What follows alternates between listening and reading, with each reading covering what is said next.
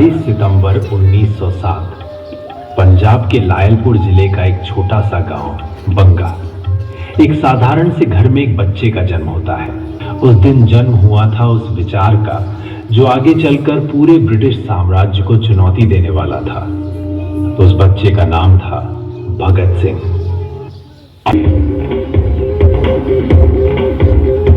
नहीं तीर तलवार नहीं गोली नहीं गोली, तू है तेरी ओ सुई डोली सुई डोली।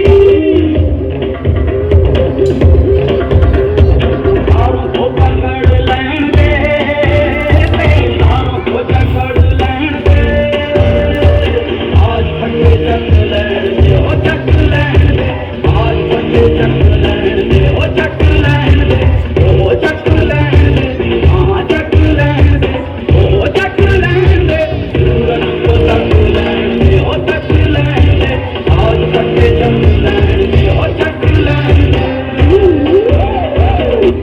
घर का माहौल बचपन से ही क्रांति और देशभक्ति से भरा हुआ था। दूसरे बच्चों की तरह भगत सिंह खिलौनों से नहीं खेलते थे।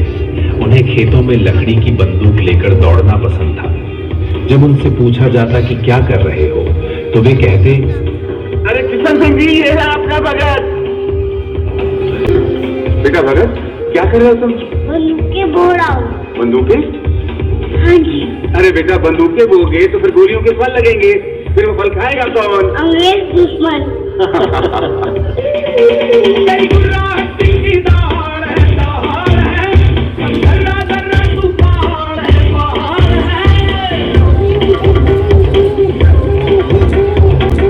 तेरी गुर्राहट की दहाड़ है, दर्रा दर्रा तूफान है, बहार है। लहरों को जकड़ लेने दे, तूफान को पकड़ लेने दे, आज फटे चक लेने दे ओ चक लेने दे, आज फटे चक लेने दे ओ चक लेने दे, सूरज को चक लेने दे ओ चक लेने दे, आज फटे चक लेने दे ओ चक लेने दे। 13 अप्रैल 1919 अमृतसर का जलियांवाला बाग। हजारों लोग बैसाखी के दिन एक शांत सभा के लिए इकट्ठा हुए थे। तभी जनरल डायर अपने सैनिकों के साथ वहां पहुंचता है और बिना किसी चेतावनी के गोली चलाने का आदेश दे देता है।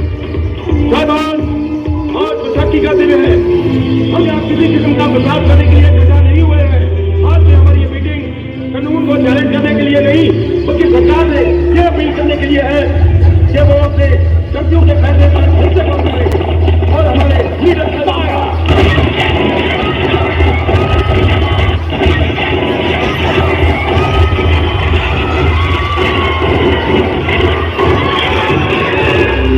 कुछ ही मिनटों में पूरा मैदान लाशों से भर जाता है।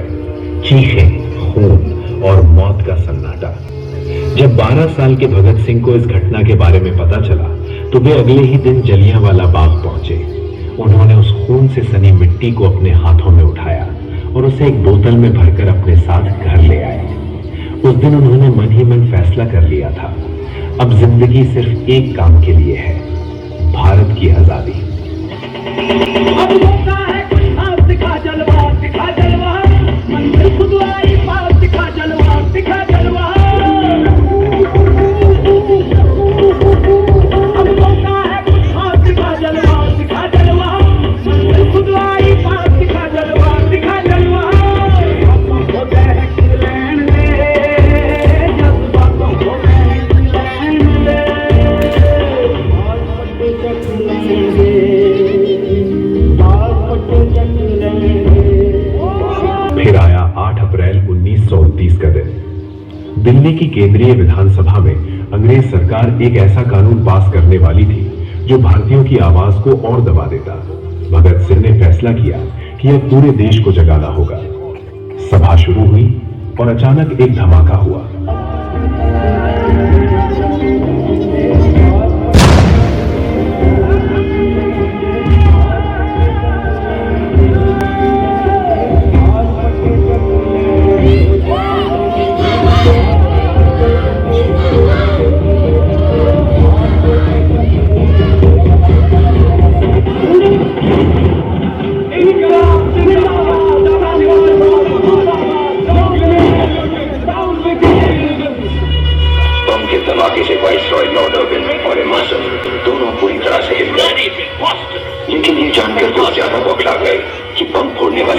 अधिकारी किसी की जान नहीं लेना चाहते थे।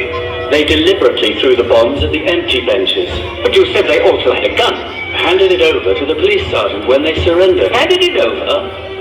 Lunatics, obviously.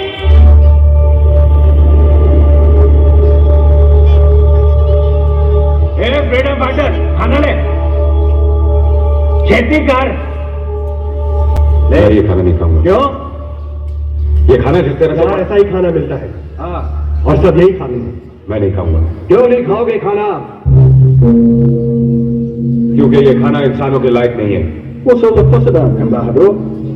The gentleman there wants good food, sir. Please remind him of where he is. This is jail. And the jail is governed by law. And the law is safe for everybody, sir. कहना क्या चाहते हो? उन गोरे कैदियों को हर तरह की सुविधा दी जाती है और हमारे साथ जानवर से बदतर सलूक किया जाता है। ये हमारे कपड़े जो बरसों से बदले नहीं गए, ये रसोई घर जहाँ चूहे और कॉकरोच खाने पर कूद रहे हैं। दाल रोटी दो, कम से कम खाने लायक तो दो। कानून सबके लिए एक है जेलर साहब। Jail rule says there will be no discrimination. To hell with the rules. तुम लोगों को यही खाना मिलेगा और यही खाना पड़ेगा। तो मैं नहीं खाऊंगा। Ask him how long. जब तक हमारे साथ इंसानों की तरह बर्ताव नहीं किया जाता। खाने लायक खाना, साफ सुथरे कपड़े, पढ़ने के लिए किताबें, अखबार। Tell him he won't get anything. कुछ नहीं मिलेगा तुम्हें, कुछ नहीं। तो ठीक है, मैं नहीं खाऊंगा। कब तक नहीं खाओगे? जब तक हमारी मांगे नहीं पूरी हो जाती। देखेंगे। शौक से। अच्छा, खाना नहीं खाएगा। देखता हूँ कब तक नहीं खाएगा।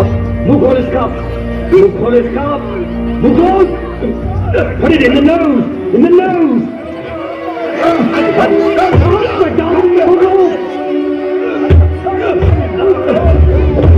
Hold him, hold him,